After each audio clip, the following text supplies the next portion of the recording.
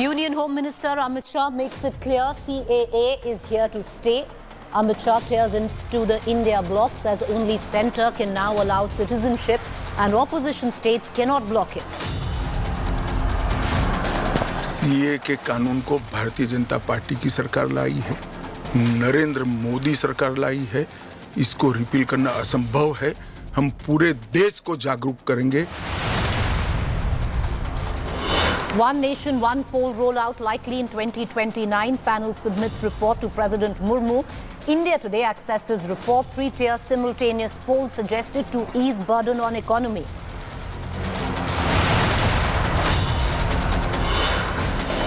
Two new election commissioners selected. Prime Minister Modi-led panel names Ganesh Kumar and Sukhbir Sandhu. Congress MP Adiranjan lashes out at selection procedure.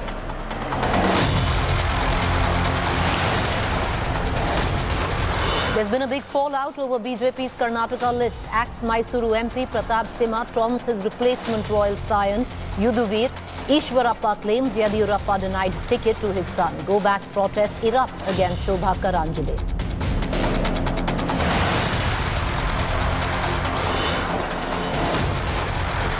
BJP strengthens its ranks ahead of polls. Suspended Congress MP from Patiala and wife of Captain Amrinder Singh, Praneet Kaur, joins the BJP.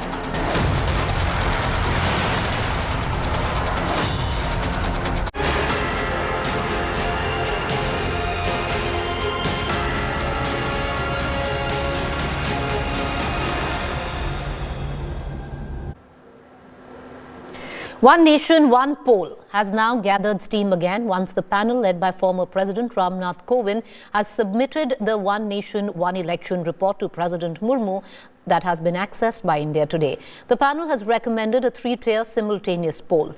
A legal mechanism for one election has also been suggested with a 2029 target set for the rollout. The panel says holding one election will ease the burden on the economy while boosting voter turnout.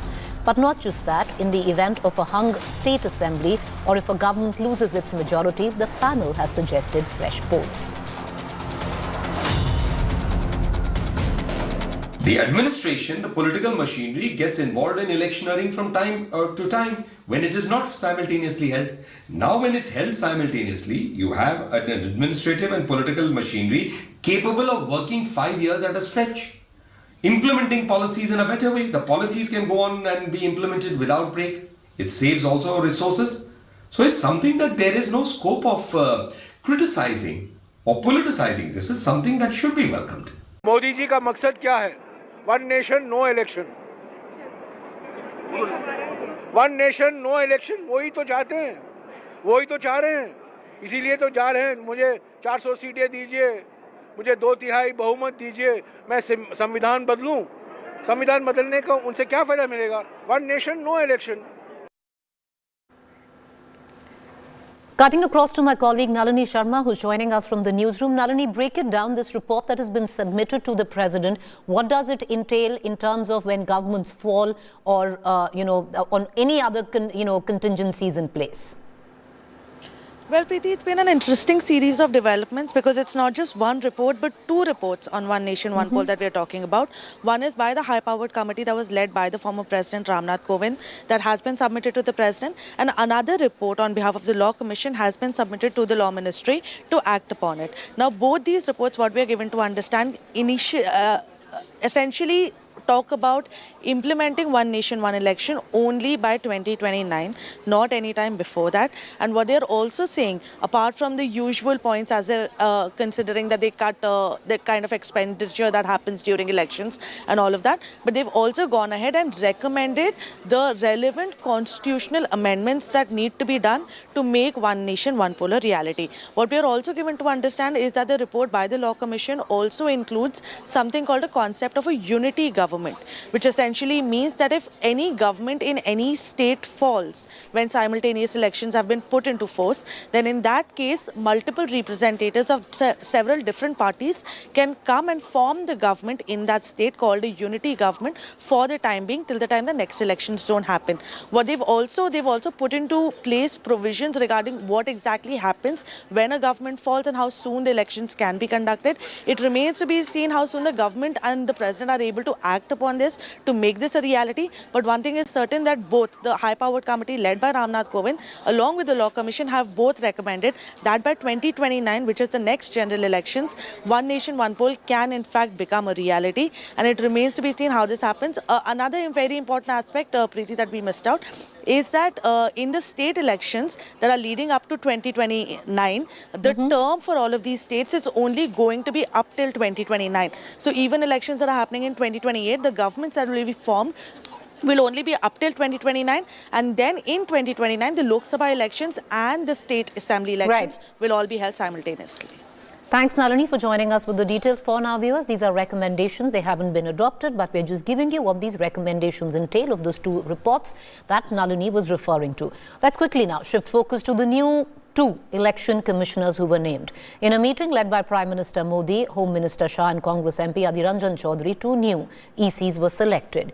Gyanesh Kumar is a retired bureaucrat from Kerala who has worked with Amit Shah before and played a major role in the purge of Article 370. The other one is Sukhbir Sandhu from Punjab, a retired Chief Secretary of Uttarakhand government who also served as Secretary of the Lok Ayog. But Congress MP Arvind Choudhary not very happy in terms of the selection procedure. The Congress maintains the selection procedure of both the election commissioners were flawed, as the Chief Justice of India was not included.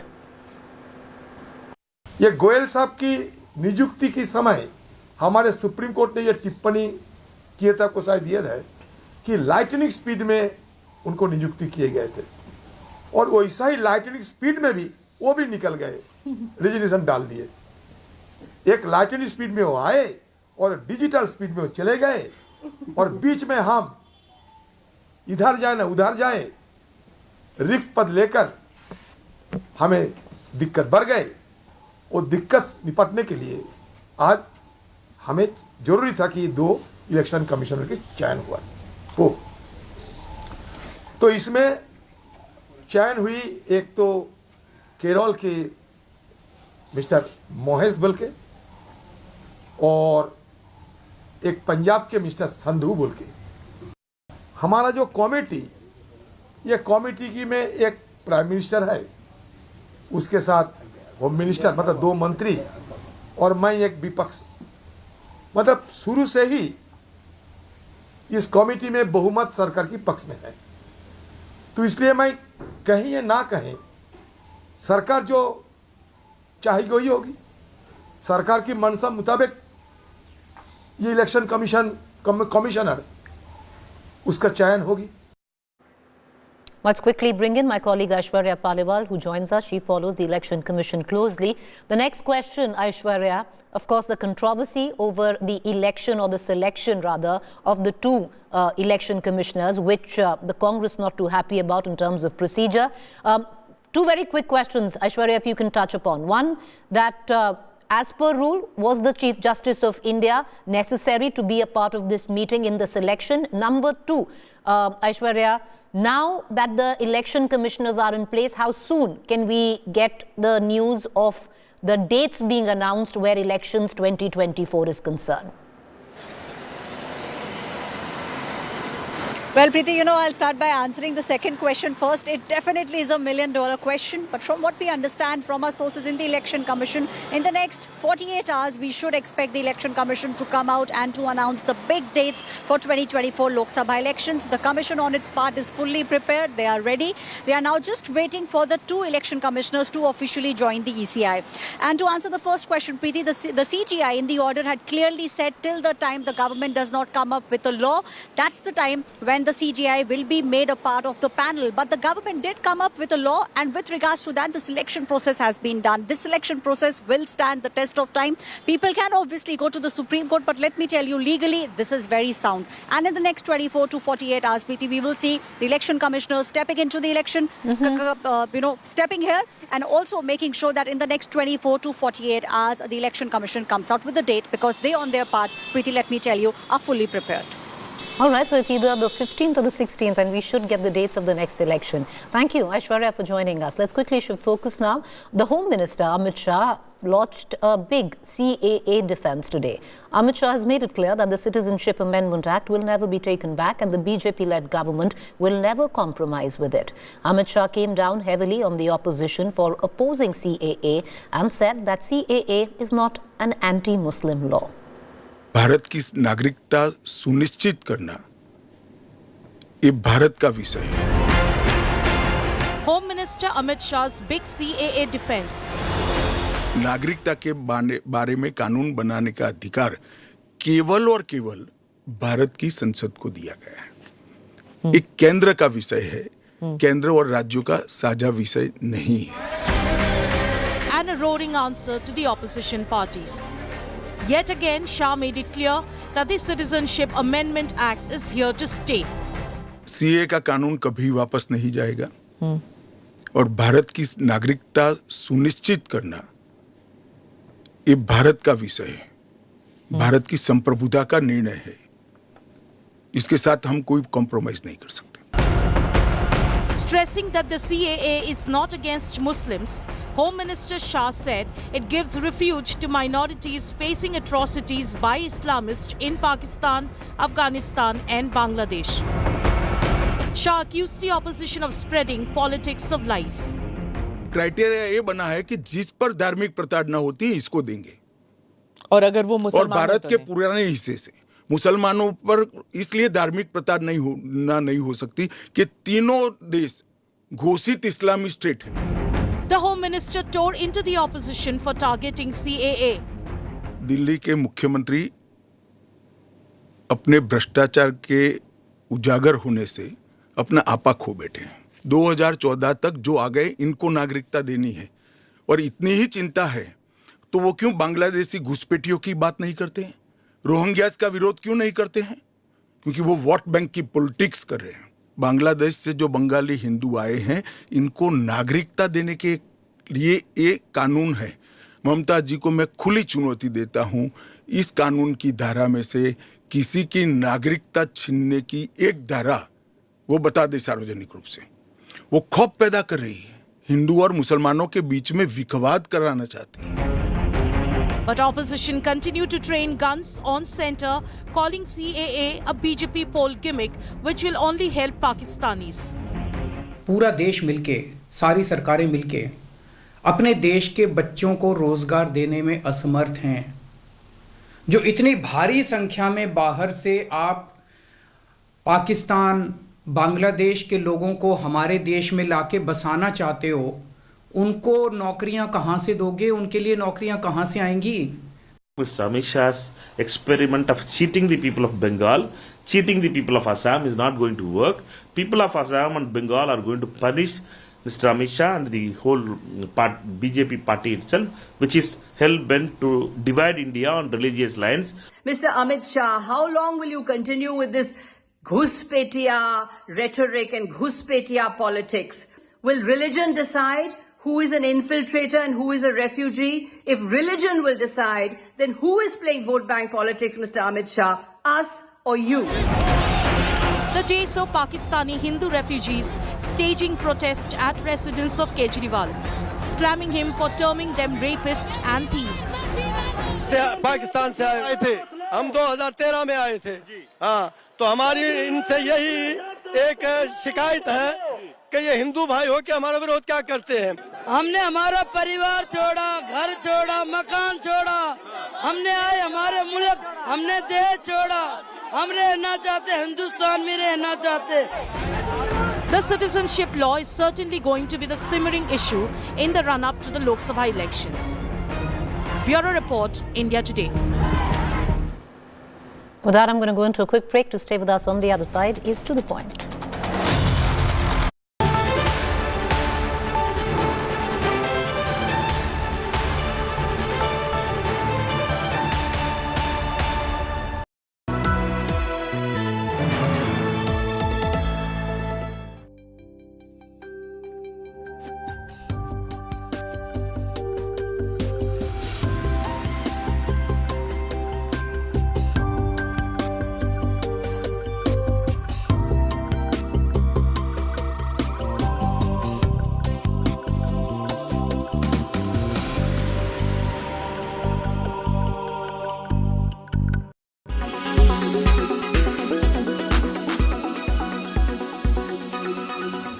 Committee की में एक prime minister है, उसके साथ home minister मतलब 2 मंत्री और मैं एक विपक्ष।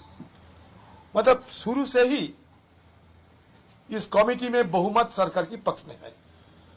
तो इसलिए मैं कहीं ये ना कहें, सरकार जो चाहेगी वही होगी।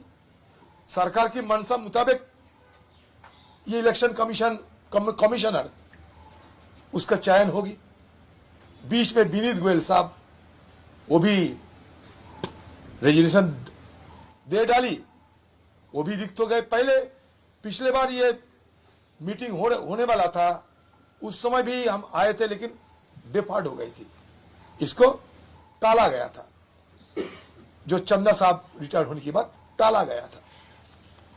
और विनीत गोयल की जिस ढंग से नियुक्ति हुई थी उस समय, अरुण गोयल, विनीत गोयल हमारे वहां डीजी है ना, उसके लिए बात था, बंगाल का डीजी थे। तो ये जो गोयल साहब की नियुक्ति के समय हमारे सुप्रीम कोर्ट ने ये टिप्पणी किया था, आपको शायद याद है, कि लाइटनिंग स्पीड में उनको नियुक्ति किए गए थे। और वैसा ही लाइटनिंग स्पीड में भी वो भी निकल गए, रेजिग्नेशन डाल दिए। एक लाइटनिंग स्पीड में वो आए और डिजिटल स्पीड में वो चले गए, और बीच में हम इधर जाए ना उधर जाए, रिक्त पद लेकर हमें दिक्कत बढ़ गए। वो दिक्कत निपटने के लिए आज हमें जरूरी था कि 2 इलेक्शन कमिश्नर के चयन हुआ। पर मैं समझता हूँ ये एक औपचारिकता है।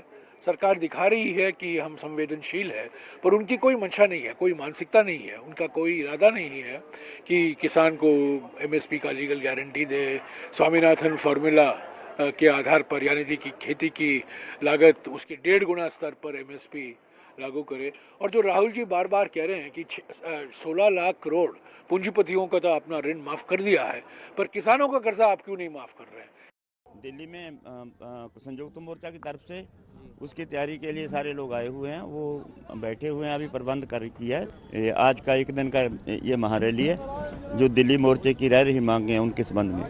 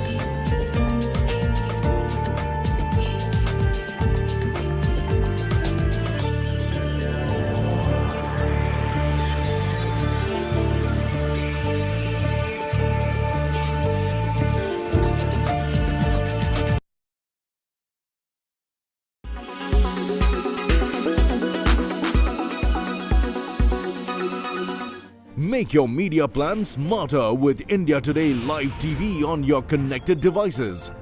Amplify your brand with 100 million smart internet viewers. To advertise, mail us at sales@aajtak.com.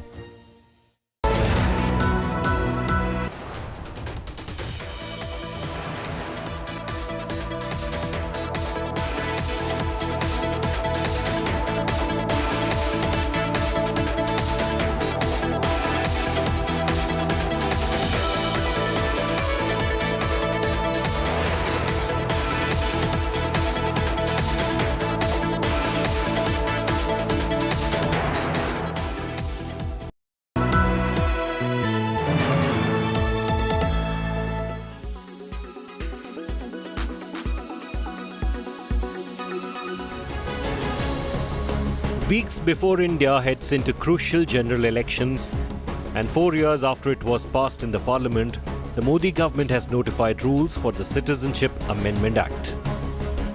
CAA grants Indian citizenship to refugees who came to India before December 31st, 2014 on religious grounds. It covers 3 neighboring countries, Afghanistan, Pakistan and Bangladesh, and includes 6 minority communities: Hindus, Sikhs, Buddhists, Jains, Parsis and Christians. While the government has assured that CAA will not take away citizenship of any Indian citizen, Mamata Banerjee was the first to oppose the law. Other opposition parties are also questioning the timing of CAA implementation. The Ministry of Home Affairs has created a web portal for CAA, and all applications will have to be submitted online. Bureau Report, India Today.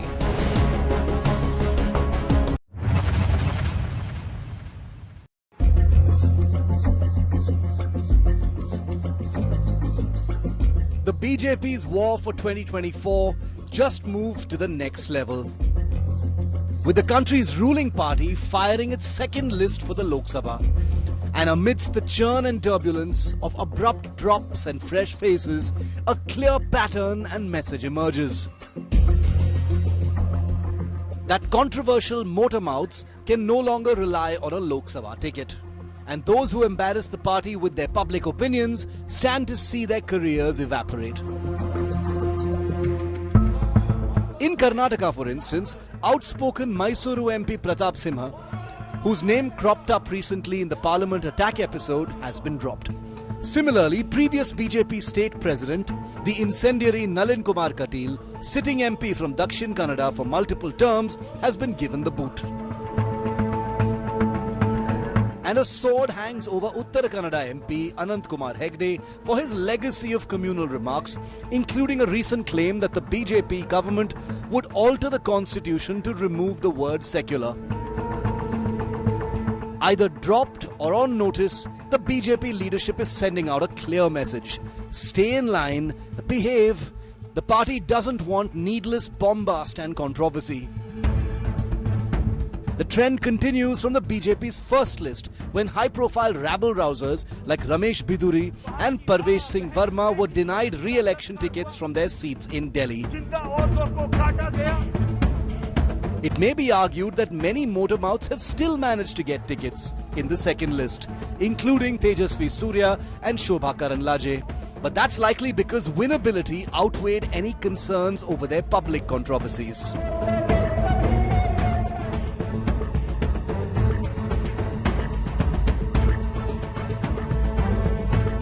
Overall, the BJP axe is telling a story. Stay in line or risk losing your seat in Parliament. Bureau Report, India Today.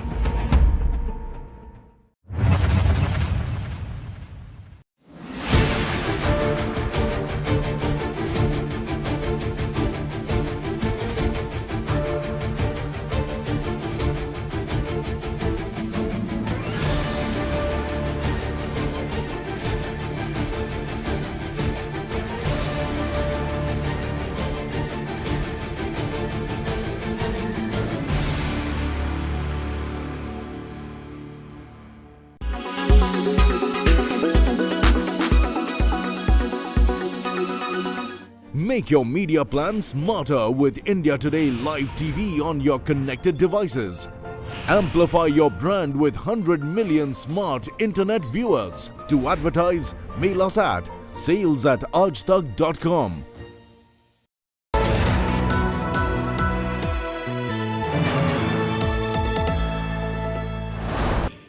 Co-powered by PolicyBazaar.com. Her family होगी insured. No stress Phenolix.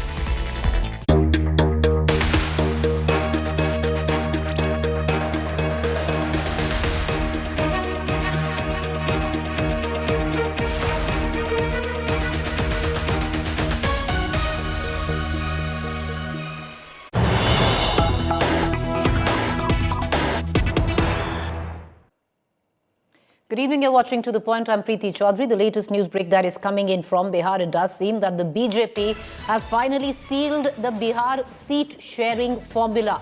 Sources tell us BJP to fight on 17 seats, JDU will be on 16. The inside scoop on the BJP-LJP alliance as well, Chirag Paswan, LJP will get 5 seats. No seat for Pashupati Paras. A governor's post will be offered to Pashupati Paras. Will he accept?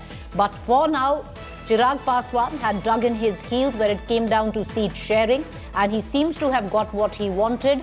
5 seats to the LJP led by Chirag Paswan, and importantly, the seat of Hajipur will go to Chirag Paswan. Quickly cutting across to Rohit Singh, my colleague, who's joining us for more.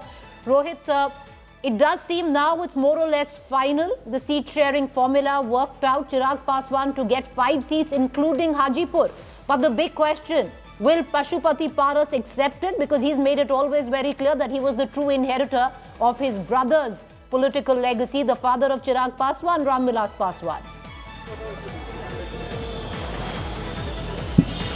Well, absolutely, Preeti. It's almost evident now that the entire seat sharing talks in the NDA camp was stuck because of the feud between Chirag Paswan and his chacha Pashupati Paras. And all those differences seems to have been ironed yesterday when BJP chose to remain with the NDA, in fact remain with Chirag Paswan, I beg your pardon, and did not give any seat to Pashupati Paras party. So now Chirag Paswan is bankable in Bihar. That is what the BJP thinks. And what about Pashupati Paras, as you were questioning? So see, the question right now is whether Pashupati Paras will agree to all this that is happening against him, or will he quit the NDA and join the Mahagathbandhan. Today, Prince Raj, who is the MP from Pashupati Paras's party, he said that he will remain with the NDA and he had all faith in Prime Minister Narendra Modi. So now remains to be seen that whether Pashupati Paras will take the final call of remaining in the NDA, or is he trying to go into the Mahagathbandhan, because as far as the vote bank is concerned, Preeti, Pashupati Paras does not draw a lot of crowd and does not have a huge vote bank despite being a Dalit face, and that is why the Mahagathbandhan is also not very keen on taking Pashupati Paras into their camp. So now the big question is, what will Pashupati Paras do next? Will he remain with the BJP, and will he rely on the assurance that has been given by the BJP that he could be made a governor, or maybe he will be sent to Rajya Sabha after the Lok Sabha elections? That remains to be seen, Preeti. All right, appreciate you joining us, Rohit, with the very latest. My colleague Rohit Singh breaking it down. Well, it does seem on the end of the road where the legacy of Ram Vilas Paswan is concerned for Pashupati Paras, his brother. It clearly, the BJP making it rather evident given to Chirag Paswan, Ram Vilas Paswan's son. Appreciate you joining us, Rohit. With that, let's quickly now move on in the bulletin. The second list of the Bharatiya Janata Party was released on Wednesday, a list of candidates for the Lok Sabha poll. 72 names in all from different constituencies across the country. The list featured 3 former chief ministers, at least 5 union ministers. Take a look at this report. Manohar Lal Khattar, Trivendra Singh Rawat, Basavaraj Bommai. 3 former chief ministers from the plains of Haryana, hills of Uttarakhand to Karnataka down south. At least 5 union ministers. The Bharatiya Janata Party has unveiled its second roster of candidates for the Lok Sabha polls. The roster comprises 72 names. The party's youth wing chief, Tejasvi Surya, nominated to contest from Bangalore South. In total, 20 candidates are named from Karnataka, 6 from Telangana, 20 candidates hail from the western state of Maharashtra, 5 from Madhya Pradesh, 7 from Gujarat, 2 from Delhi, 2 from Himachal Pradesh, and 2 from Uttarakhand round off the count. With the release of the second list, the BJP has now revealed 267 names for the upcoming general elections. Bureau Report, India Today. All right, a lot where the list is concerned, but the larger question that we are asking viewers this evening, and to the point, if you look at the list released by both the BJP and the Congress, if you look at the seat sharing arrangement, that practically the BJP is seemingly ahead right now of the India alliance.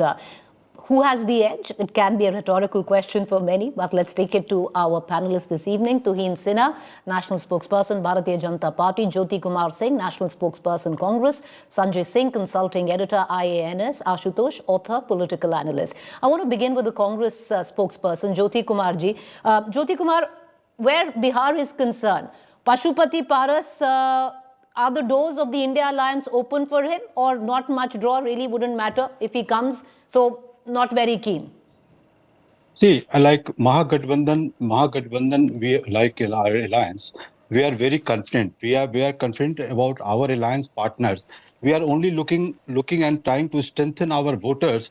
They should come for the Mahagathbandhan. We are not looking other side who is leaving the NDA, who is not leaving the NDA. When the Nitish Kumar left the Mahagathbandhan, then he's created lots of confusion in Bihar voters. So we are very confident and trying to get those faith and confidence in Mahagathbandhan, those people, and trying to, the way Rahul Gandhi visited Bihar twice, thrice, and the way Narendra Modi visited Betia, and the way he spoken there in Betia, people are very confused. If you see the BJP, when the Nitish Kumar was the chief minister and talking in the assembly, and the BJP MLA, she was talking, Bhagirathi, she was the MLA, Okay. she's the MLA of Bharatiya Janata Party, and she was saying that Nitish Kumar, insulting women. Why? Because Nitish Kumar insulting and talking about the sexual relation with the men and women in the All assembly. right, okay. And, So and, Jyoti the, Kumar, and the BJP, right. and the BJP. So we are only trying to, gather those the votes doors for and- Pashupati Paras are shut. You don't want him. Clearly, he's not much of a draw.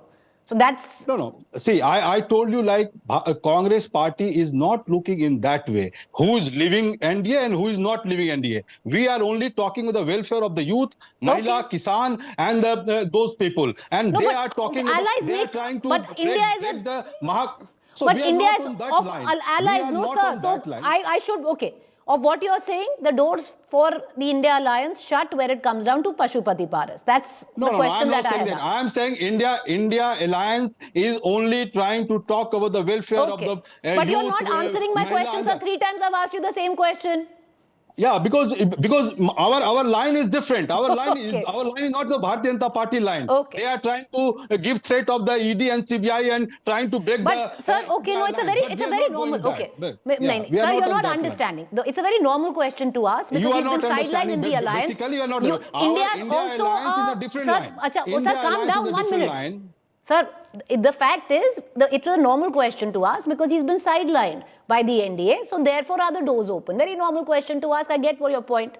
Now, I just want to open up the debate, bringing in Tuhin Sinha, national spokesperson, Bharatiya Janata Party, and both Ashutosh and Sanjay Singh who are with us. Tuhin Sinha, an interesting list, but I would reckon affecting a lot of changes. If you look at Delhi, 6 sitting MPs dropped out of 7. So is the BJP rattled when it comes down to that? Karnataka, about 20 names, about 7 to 8 dropped.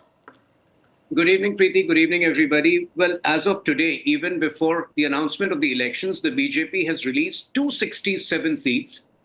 The other parties have not released 1/3 that number. So clearly the BJP is, far from being rattled. I think it's super confident without being complacent. Now, when it comes to the entire list of 267, in total, only 21% of the total number of candidates have been replaced. Yes, in Delhi, there could be 6, but then, each state is different and local factors influence the decision. There are 6 CMs who have been fielded: Manohar Lal Khattar ji, Shivraj Chauhan ji, Trivendra Rawat, Basavaraj Bommai, Biplab Deb, and Mr. Sonowal. This clearly shows that in BJP, everybody is up for a responsibility, whatever the responsibility be. Compare it with the Congress party, where senior leaders are looking for excuses to bow out of the contest. Today, if Rahul Gandhi is so confident, why doesn't he assert his candidature from Amethi? So I think, the BJP is very confident when it comes to Aam Aadmi Party. Since you had asked about Delhi, we have seen how Somnath Bharti, one of the candidates, was his nomination was celebrated, or his announcement of his name was celebrated, and Aam Aadmi Party leaders beat him up in Karol Bagh market.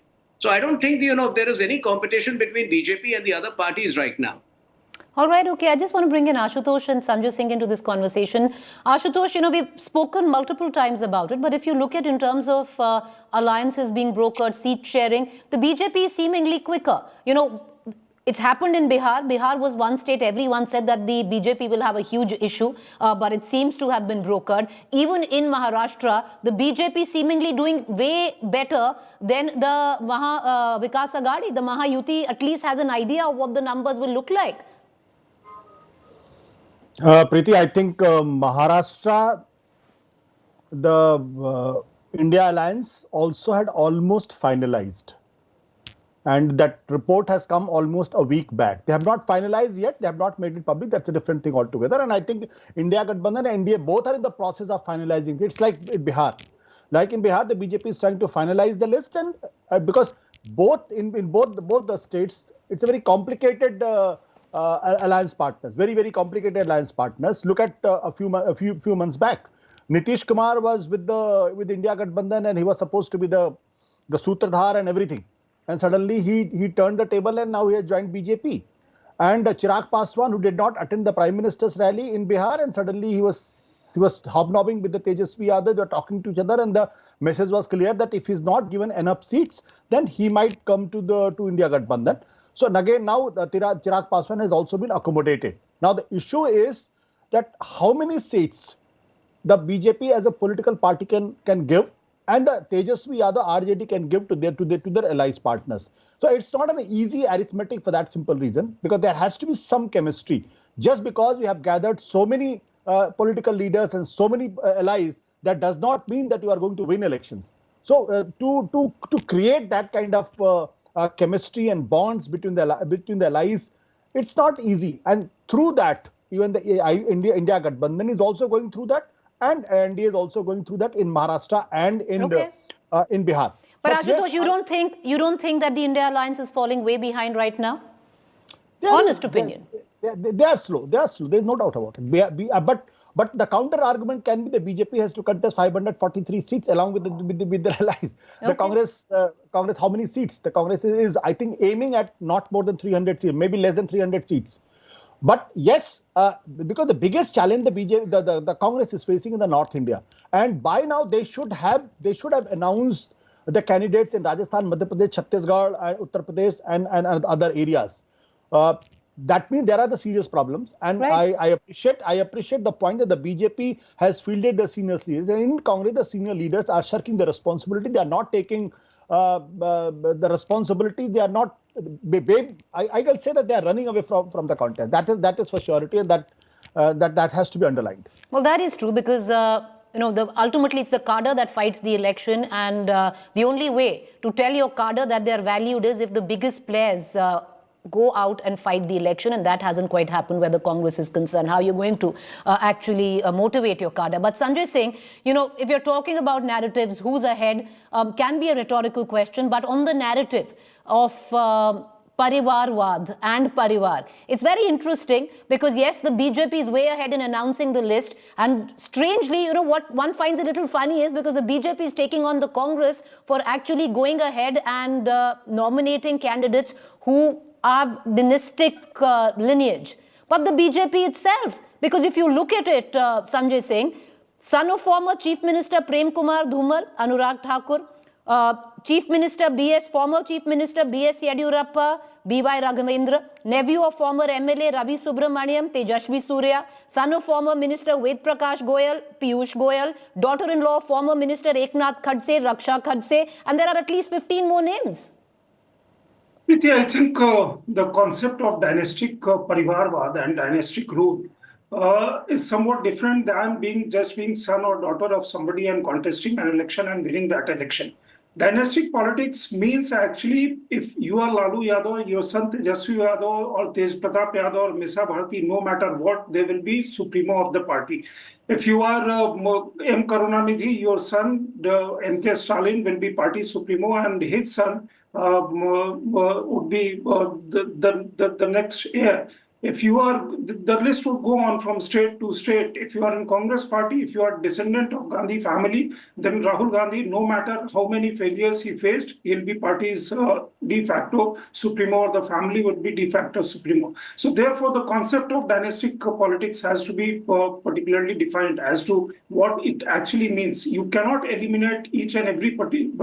If somebody has potential and can stand to the people and serve people, you simply cannot eradicate, eliminate. All right, with that thought, I want to bring in Tuhin Sinha back, and we'll go back to the Congress spokesperson and Ashutosh. Tuhin Sinha, let me add a few more names because it's interesting. Wife of former Minister Ratan Lal Kataria, Banto Kataria. Wife of MP Mohan Delkar, Kalaban Delkar. Daughter of MLA Vijay Gavit, Hina Gavit. Daughter-in-law of former Minister Arjun Tulsiram Pawar, Bharti Pawar. Son of former MP Tukaram Shringare, Sudhakar. Son of MP Sanjay Dhotre, Anup Dhotre. I can go on and on and on. You know, Tuhin Sinha. Sanjay ji tried to explain you the difference. Let me add to that. Let me, try and be a little more articulate and explain it more. By virtue in Congress, by virtue of your father holding a certain position, you naturally tend to believe that you are the incumbent waiting to assume that position. That is Parivarvad. But, tomorrow if my son comes and tells me that he wants to join politics, will I stop him? I will not stop him, but I will tell him that you got to work hard and you got to come up the same way I came up. I think that is the difference, that distinction. So, Tuhin Sinha, you're actually telling me this list of 14 that I read out, each and every a person who's been given the candidature let's start name by name. Let's start name by name. Anurag Thakur has... Let's begin. Ratan Lal Kataria, Banto Kataria. No. Wife of former Minister Banto Kataria has been given the ticket, sir. No, I'm sure he has worked his way up, but since I'm better acquainted with Anurag Thakur, let me explain you that from college days, forget his father being active, for the last 4 decades, he has worked his way up, through college politics. He was with BJYM. When you talk of Piyush Goyal, he has been active from 1989 at the ground level. In that respect, as I bring in the Congress counterpart, Tuhin Sinha, then are you telling me that a Dipinder Hooda or a Gaurav Gogoi have not worked their way up?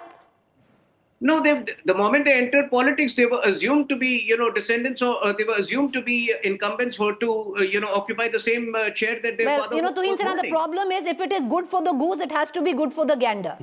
But that really is not being followed. Tomorrow, I'm asking you that tomorrow, if your child tells you that, he wants to become a journalist, will you tell him or her no? I would really hope you won't call it. I would really hope you won't call it Parivarvad. You will not tell India Today to give a job right away. Right? I mean, that's the difference over here. Sir, the fact is, again, I'll ask that same question. Banto Kataria, how many elections has she fought? But all of that separate. Let's not get into it because it's a rhetorical debate. But let's cut across right now to Jyoti Kumar Singh and Ashutosh on this. Jyoti Kumar Singh, the question that has been raised by both Sanjay ji and Tuhin, there is an understanding, and it is true till a limit what they are saying. There is an understanding if there is a particular dynasty and there is a scion, that person will take over the party and the politics of it. See, like the way Bharatiya Janata Party, they have interpretation and perception, it cannot be, generalized for everyone. See, when they are talking about this dynasty politics, why they are not talking about Apna Dal? Why they are not talking about Ram Vilas Paswan? Why they are not talking about the Manji Party in Bihar? Why they are not talking about the RLD, the Kisan farmers, so-called leader Ajit Singh's son? Why they are not talking all these people? And the other name you have already taken, so I don't want to waste on that. So what we are saying, this time we are going to fight the election on people understanding what BJP said and what they are doing, what BJP said and what they have performed. So we are talking our election in those issues. Apart from that point, Rahul Gandhi already made, and when I was talking about Rahul Gandhi, just think, 2004 to 14, he had a 100% chance. If he wanted to become a prime minister, who will stop him? Tell me, everything was there. But Jyoti Kumar Singh, that's the problem. That is the problem, sir. No, but the sheer fact that you say who would have stopped him, because it's a bizarre statement to make. Ashutosh, this is the problem. And this is what does the Congress in. This is where the problem lies. It's understood that if he had wanted, he would have become Let me complete. Let Sir? me complete my. No. You cannot snatch Sir, my please words. complete. Please. No. Let me complete. What I said when he was talking with Rahul Gandhi, I said that we all UPA alliance, when we had a UPA alliance, we had a chance to. Rahul Gandhi had a chance to become a prime minister, but he has chosen to fight. He chosen to come on the street, but he didn't chosen the way Bharatiya Janata Party. All right. Trying Sir, to you've made your point. You've made your point. I want to bring in Ashutosh, and then I'll cut across to Tuhin Sinha later. Ashutosh, the problem is that somewhere down the line it's seen as a sacrifice by Sonia Gandhi, who did not take the position of the Prime Minister. Even today, no matter what anyone says, Mr. Kharge sitting in the CEC meetings cannot take the final call till the time Rahul Gandhi attends it, in the capacity of nothing more but an MP from Wayanad. Preeti, you have to be little bit sympathetic. Same logic is also applied towards the BJP. Can Mr. Nadda take a call without even contacting Amit Shah and Narendra Modi? Tell me, is it a fact or not? Can Nadda take? Forget about Nadda. So you agree on the point of the Congress, Ashutosh ji? No. I'm only saying the Congress is a good punching box. Everybody likes to punch Rahul Gandhi, but tell me, can JP Nadda take a single call? Forget about this. Could Bangaru Lakshman have taken a single call without talking to Lalkis Advani and Atal Bihari Vajpayee? So why point out Congress?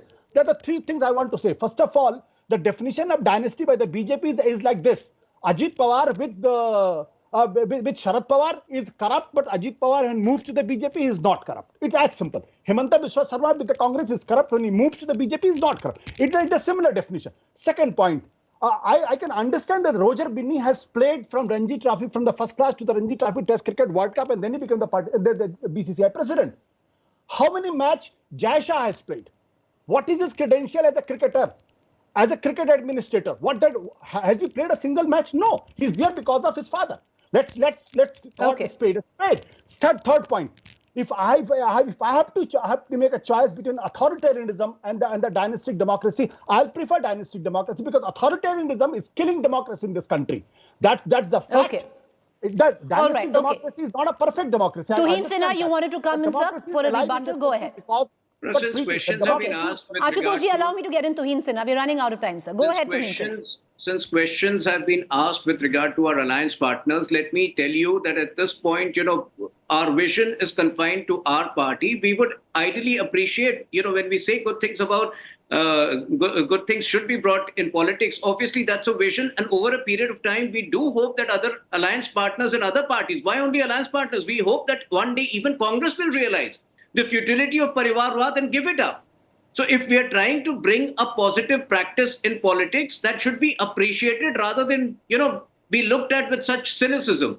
It certainly isn't double standards, because I can tell you even today, while you named certain leaders, I can tell you 10 leaders whose sons and daughters have nothing to do with politics. That includes, Prime Minister Modi, who doesn't have a family. That includes Nitin Gadkari ji. That includes Mansukh Mandavia ji. That includes Sonowal ji, who again doesn't have a family. That includes Himanta Biswa Sharma ji. So you can selectively cherry pick a few names, but there are 100 more names which have strictly, the family is not even involved in politics, even remotely. All right, okay. Sanjay Singh, giving you the final word here. Interesting if you look at it, because the narrative can play both ways and it cuts both ways as well. But having said that, where the rhetoric concerned right now, in terms of candidate list, in terms of seat sharing arrangement, the BJP perception-wise ahead? Clearly so, because the BJP is seen marshalling out troops, changing candidates, has courage and conviction to change candidates where I think a particular candidate is not going to do good in this particular constituency, even if somebody has served for past few terms. They are ready to face some kind of dissent from the people who have not been given ticket. But once you think that party has to interest of the party, And ground level workers, let me tell you, are generally very enthusiastic about such changes because they think it's not anything permanent for anybody. Tomorrow somebody else's chance can come. About the question that generally you target Rahul Gandhi, people won't target Rahul Gandhi if he had been Congress president. He is no longer Congress president. He is just a member of MP of the Congress party. And therefore, when you say that it's not comparable to say that JP Nadda cannot take decision without Prime Minister asking for Modi or Amit Shah. He is Prime Minister and his party is Prime Minister and leader of the nation, as also of the party, and so is Mr. Amit Shah. So therefore, those comparisons, I think, when you make those comparisons, there has to be a fair comparison.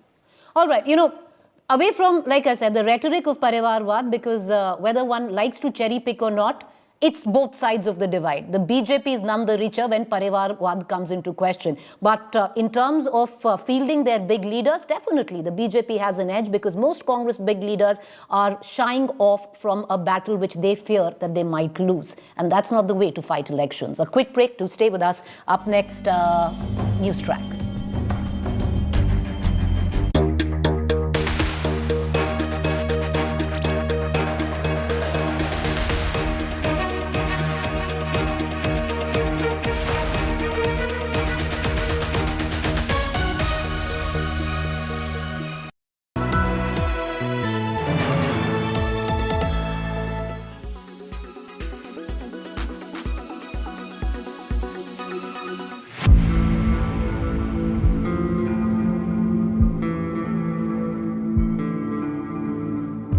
Hostile submarines in the Indian Ocean, looking to probe India's maritime domain for years and encircle the subcontinent. Your work just got a whole lot more dangerous.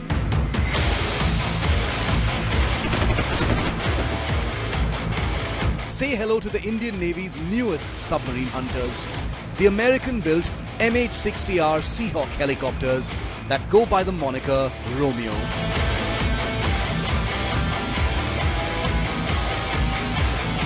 With 6 delivered and 18 more to arrive in batches, these formidable naval helicopters enter formal service today as part of a brand new squadron.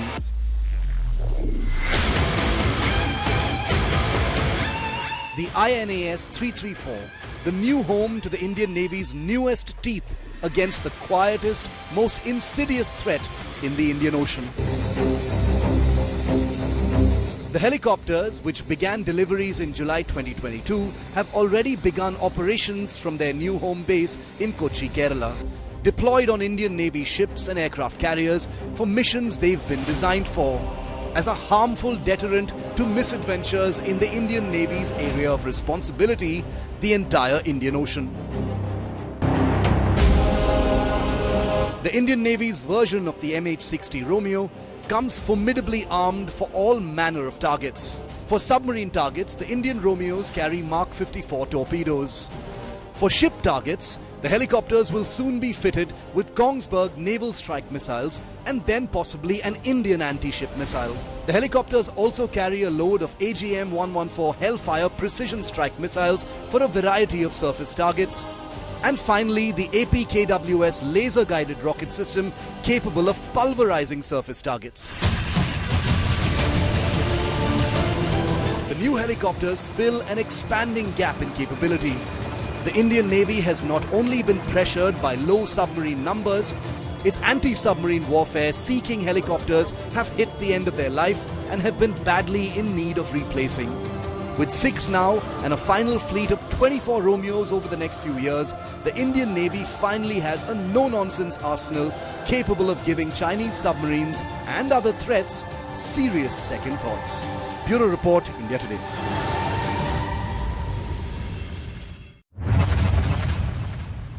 पता नहीं वो कौन लोग हैं, क्या हैं, सारी कानून व्यवस्था चरमरा जाएगी, चोरियां, डकैतियां, बलात्कार बढ़ेंगे हमारे देश के अंदर. Delhi Chief Minister Arvind Kejriwal predicting disruptive fallout of CAA, predicting flood of Pakistanis, rape, riots and dacoity. Bangladesh से, पाकिस्तान से अगर झुग्गी लगा के आपके पता नहीं वो कौन लोग हैं, क्या हैं, सारी कानून व्यवस्था चरमरा जाएगी, चोरियां डकैतियां बलात्कार बढ़ेंगे हमारे देश के अंदर, पूरी कानून व्यवस्था, और पता नहीं कैसे कैसे लोग आएंगे वहां पे, सुरक्षा व्यवस्था, हमारे देश की सुरक्षा व्यवस्था का क्या होगा, चारों तरफ दंगे फैल जाएंगे। ये क्यों लाए हैं कानून? Kejriwal's CAA rape analogy made the BJP see red. It launched a tirade asking Kejriwal to stop painting Hindu and Sikh migrants as criminals. The Sikh migrants who fled Taliban atrocities in Afghanistan and Pakistan were upset too. Sikh refugees asked Kejriwal not to tag them as rapists and asserted that they can die for dignity of women. Team India, however, has been relentlessly training guns on the centre, calling CAA an anti-Muslim law. AIMIM chief Asaduddin Owaisi too attacked CAA. Home Minister Amit Shah has rejected claims of bias and said India will not abandon persecuted minorities in its neighbourhood. Will the escalating CAA showdown dominate the political discourse in the run-up to 2024 polls? Bureau Report, India Today.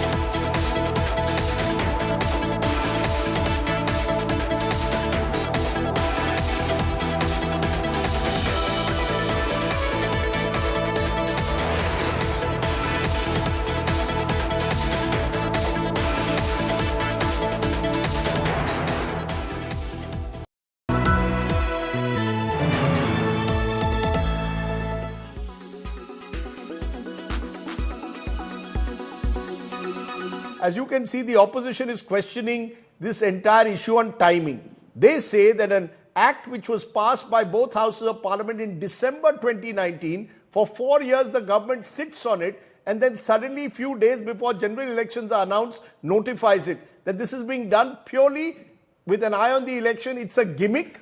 It's not about actually empowering citizens, empowering illegal immigrants or refugees. Rajiv, when they talk about December 2019, they make their claim itself ridiculous when they try to connect it with the elections. Was December 2019 was run up to the election? No, sir. It was finally notified in January 2020, just 6 months after the election. And subsequently 2 years have gone in COVID. And then the certain legal questions and other thing has to be settled down and the certain preparation has to be made. Now it is being done. And to my surprise, sir, it is the resolution of the various political parties. It was a resolution of Tarun Gogoi government in July 2014 urging the Modi government that they should provide citizenship to the, you know, what word? Hindu and Buddhist. And in 2015, Assam Congress Committee passed a resolution in favor that the minorities, and they mentioned the word Hindu, Sikh and Buddhist. I am unable to understand, sir. On 18th of December 2003, Dr. Manmohan Singh, as leader of the opposition, states on the floor of the House, referring to then Home Minister Shri L.K. Advani, that the Sikh and Hindus should be given the citizenship. And not only this, I would like to quote, in 2003, there was a committee set up for the Citizenship Amendment Act. You know who was the head of the committee? Shri Pranab Mukherjee. You know who was the member? Lalu Prasad Yadav, Kapil Sibbal, Janeshwar Mishra. And they have a given recommendation that the minorities of Pakistan and Bangladesh should be given citizenship. And on point number 9 of that committee, they have clearly mentioned and duly signed by all those that the majority community of these countries should not be given. So the problem is, today there is a crisis of credibility about the political leaders. And these leaders create this situation कि अब लोगों के दिमाग में आता है कि नेता कहते कुछ है और करते कुछ है. I'm taking the same stand that I took in Parliament, both when they introduced the bill and when the debate on the bill happened in the Lok Sabha. And I can tell you, I consider this morally and constitutionally wrong.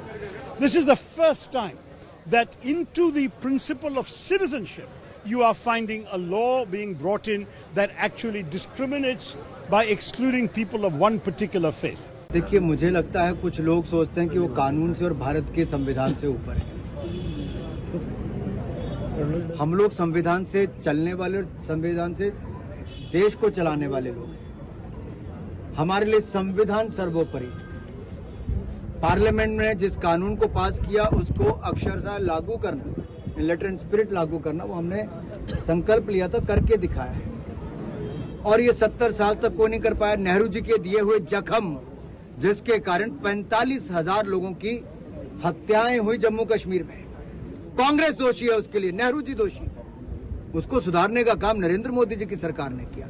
आज कश्मीर में देखिए जी, क्या जागरूकता लोगों में आई है, क्या समृद्धि संपन्नता आई, खुशहाली आ रही है। सीएए के आने से उन लोगों के जीवन में बदलाव आएगा जिनको नागरिकता लेने के लिए 70 साल इंतजार करना पड़ा।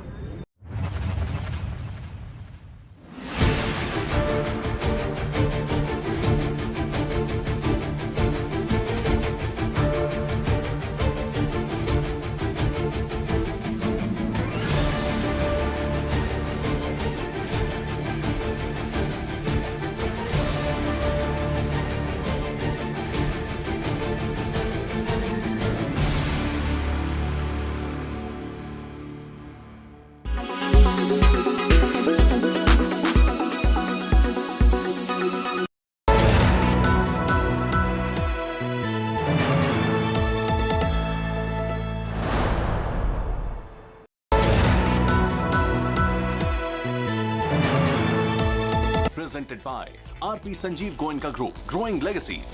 Co-presented by Century Laminates by Manish Malhotra, Fashion for your furniture. Co-presented by Macho Hind, बड़े आराम से.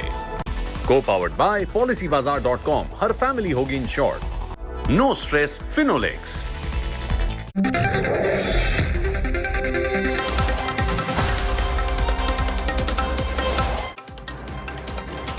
Union Home Minister Amit Shah today led the government charge defending the Citizenship Amendment Act, accusing the opposition of spreading blatant lies for vote bank appeasement politics. He singled out chief ministers both of Bengal and Delhi and insisted states cannot block CEA. Citizenship laws are governed by the centre.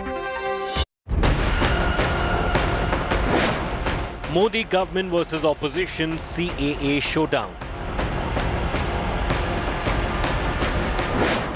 Home Minister calls out fear-mongering.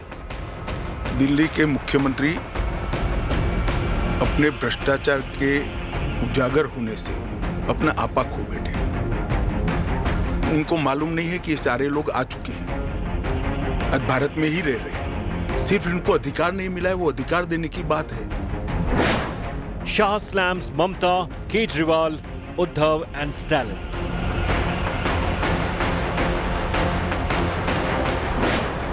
Says states can't block CAA.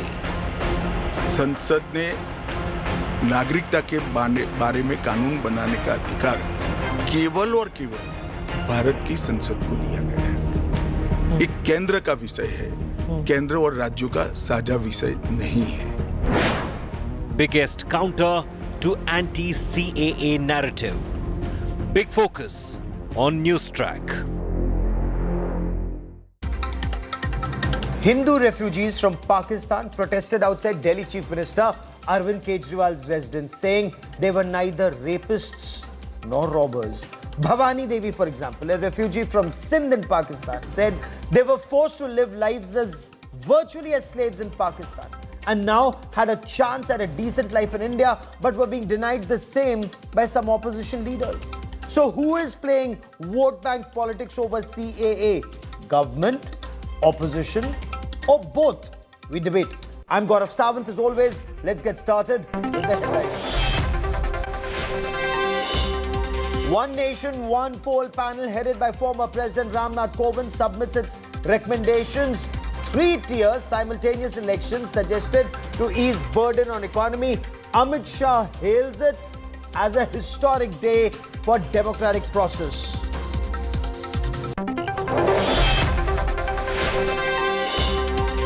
President appoints 2 new election commissioners. Prime Minister Narendra Modi led panel names Gyanesh Kumar and Sukhbir Sandhu. Congress MP Adhir Ranjan Chaudhary lashes out at the selection process, asks why the Chief Justice of India was not present.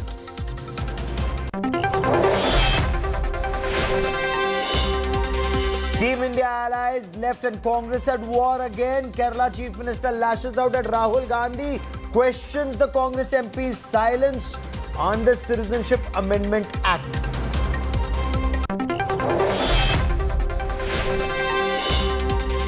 Big fallout of BJP's Karnataka list. The axed Mysuru MP Pratap Simha taunts his replacement, royal sign Yaduveer. Ishwarappa claims Yadurappa denied ticket to his son. Go back protests erupt against Shobha Karanlaje.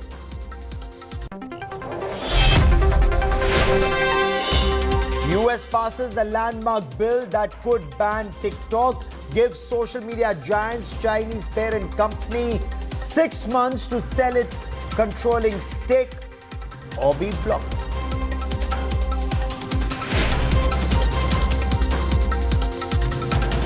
Union Home Minister Amit Shah today launched a frontal attack on opposition leaders, accusing them of playing vote bank politics and lies on contentious Citizenship Amendment Act. The Home Minister insisted